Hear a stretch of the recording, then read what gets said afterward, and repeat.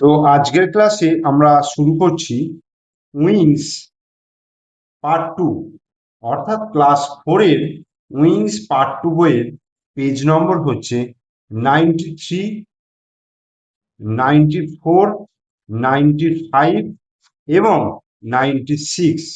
অর্থাৎ এই চারটে পাতায় তোমরা দেখো একটা প্যাসেজ রয়েছে, সেই প্যাসেজটা পড়তে হবে এবং এখানে অ্যাক্টিভিটি 1 থেকে অ্যাক্টিভিটি 4 পর্যন্ত রয়েছে।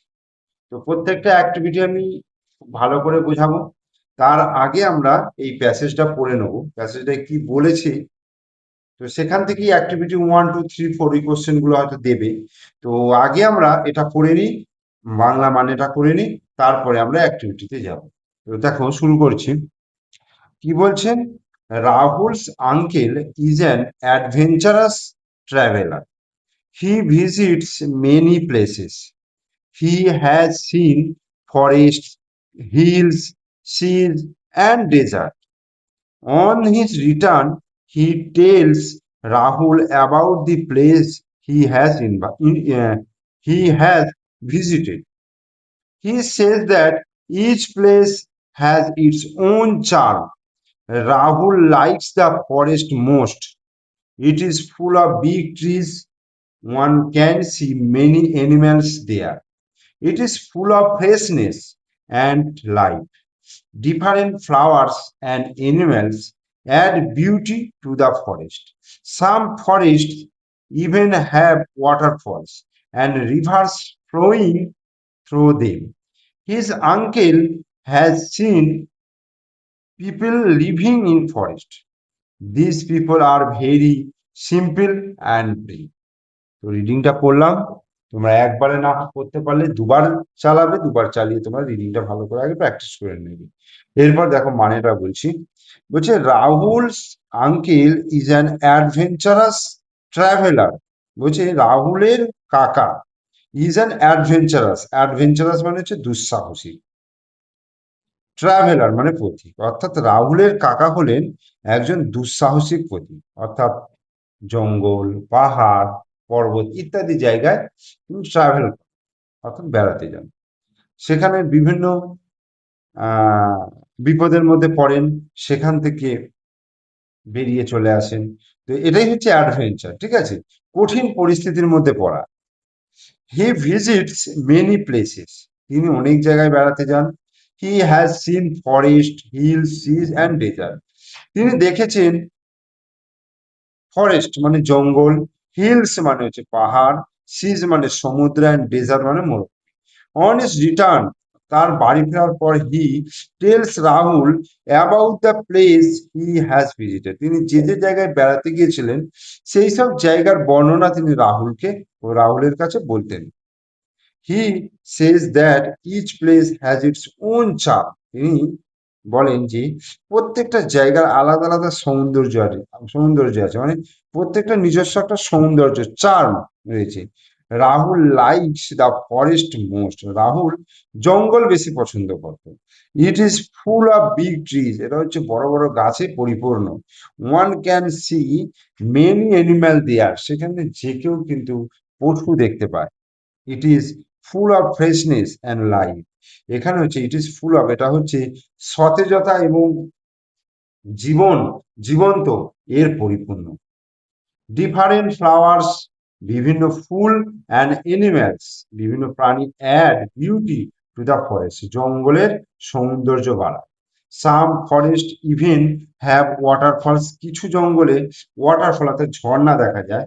And rivers flowing through them, এবং সেখান থেকে কি হচ্ছে রিভার অর্থাৎ নদী বয়ে যায়।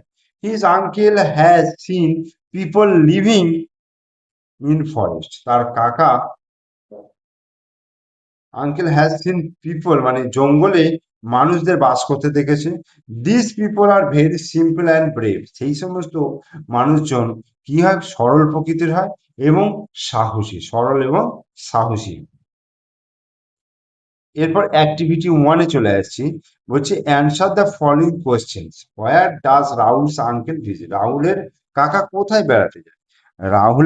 Rahul's uncle visits many places, visits many places, MANY, many places, PLACES, places like যেমন কোথায়, forest, FORESTS, forest, hills, HILLS, hills, seas, ACAS, seas, and desert, DEACRTS, deserts. Okay, রাহুলের আঙ্কেল অর্থাৎ রাহুলের কাকা বিভিন্ন জায়গায় যেমন জঙ্গল, পাহাড় পর্বত, সমুদ্র এবং মরুভূমিতে বেড়াতে যান। Why does Rahul like the forest most, কেন রাহুল জঙ্গলকে বেশি পছন্দ করে? তার কারণ এখানে লেখা হয়েছে এই যে Rahul likes the forest most because the the forest full of big trees and many animals, বা full of big trees and freshness and life, এগুলো লিখতে পারো। তাহলে দেখো, Rahul Rahul does like the forest most because, বা Rahul does like the forest most because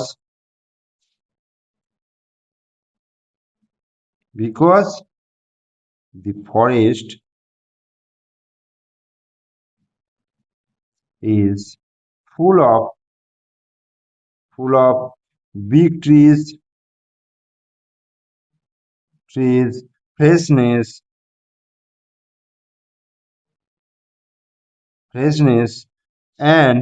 freshness and কি বলবো, life. ঠিক আছে, how are the people of the forest, বলছে জঙ্গলের যে মানুষজন তারা কেমন, এই যে people are very simple and brave, তাহলে the people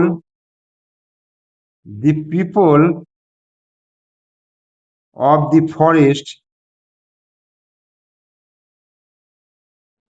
forest are very simple and brave, অর্থাৎ সরল এবং সাহসী। এরপরে আমরা 94 পাতায় যাচ্ছি। 94 পাতায় আছে অ্যাক্টিভিটি 2, বলছে complete the following sentences with information from the text. Rahul's uncle's is an কি, অ্যাডভেঞ্চারাস, ADVAN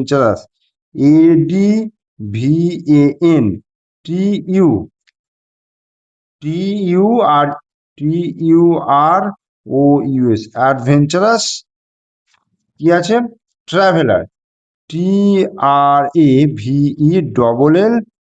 ট্রাভেলার। ঠিক আছে, রাহুলের কাকা হলেন একজন দুঃসাহসিক পথিক। In the forest one can see many, যে কেউ দেখতে পায় animal, ANIMALS, animals. The forest is full of কি হচ্ছে, বিগ ট্রিজ, ঠিক আছে, trees, freshness and life. Activity 3 বলছে write T for true statements and F for false statements in the boxes given. বলছে সত্যের জন্য টি এবং মিথ্যার জন্য এফ লিখতে বলেছে। Rahul's uncle does not visit any place, রাহুলের কাকা কোনো জায়গায় বেড়াতে যায় না। রাহুলের কাকা তো অনেক সব জায়গায় বেড়াতে যায়, তার মানে এটা false. Forest are full of big trees, অর্থাৎ জঙ্গল হচ্ছে বড় বড় গাছের পরিপূর্ণ, অর্থাৎ টি। আর Rahul's uncle likes the sea most, সমুদ্র বেশি পছন্দ করেন না, সবকিছুই পছন্দ করে। One can not see waterfalls in the forest, বলছে কেউ জঙ্গলে ওয়াটারফল অর্থাৎ ঝর্ণা দেখতে পায় না, ফলস, কারণ অনেক জঙ্গলই ঝর্ণা দেখতে পাওয়া যায়।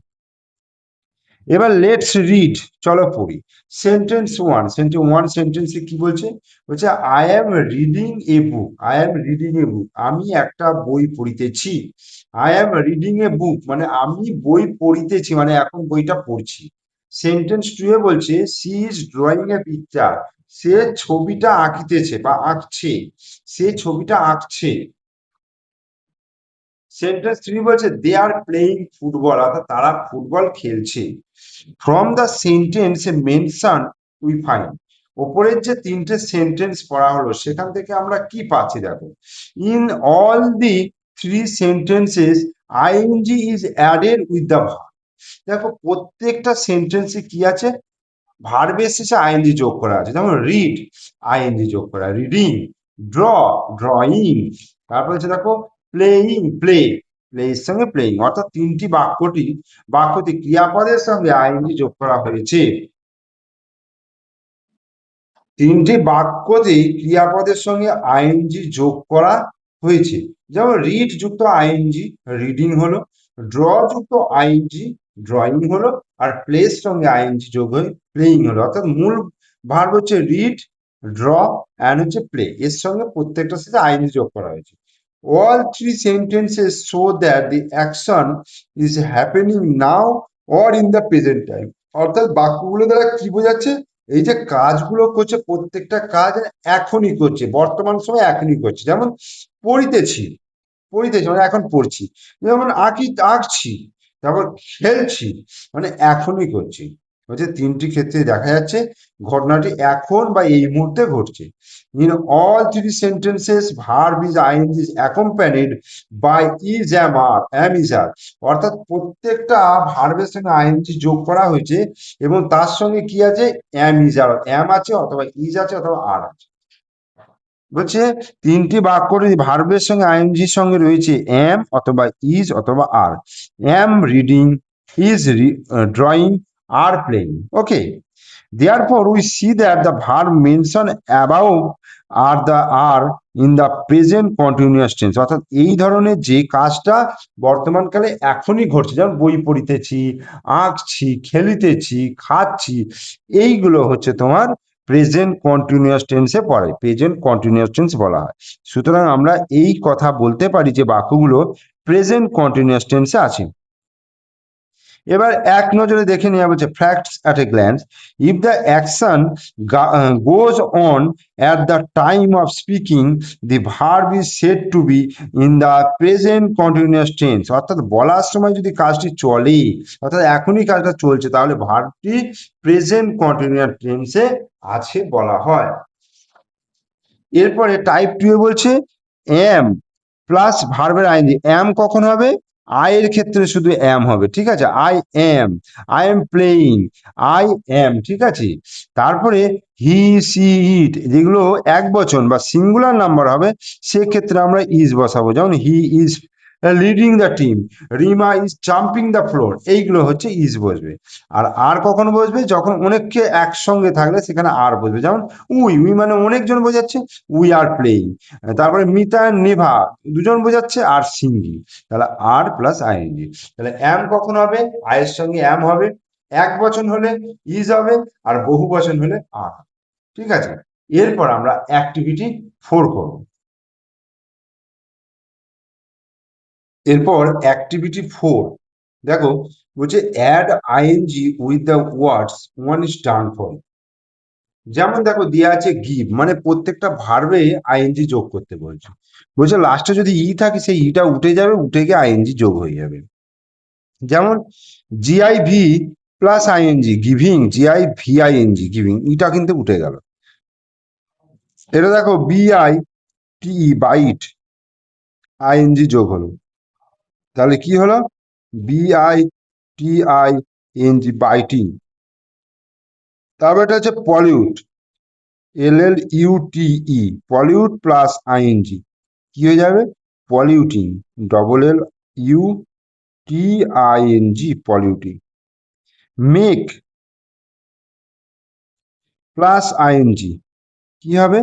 Making, MAKING, making. কাম, COME, কাম প্লাস আইএনজি ইটা উঠে গিয়ে কি হয়ে যাবে? Coming, COMING, coming. Decide, DECIDE, decide plus ING, deciding, DECIDING, deciding. Leave, LIVE, leave, ING যোগ করলাম, তাহলে কি হচ্ছে? Living, LIVING, living. তারপরটা survive, SURVIV, survive plus ING সমান surviving, SURVIVING, ভাইভিং, surviving. Meet, MEET, meet যুক্ত ING কি হবে? Meeting, MEETING, meeting. আর কন্ডাক্ট, CONDUCT, কন্ডাক্ট যুক্ত ING, কন্ডাক্টিং, CONDUCTING, কন্ডাক্ট।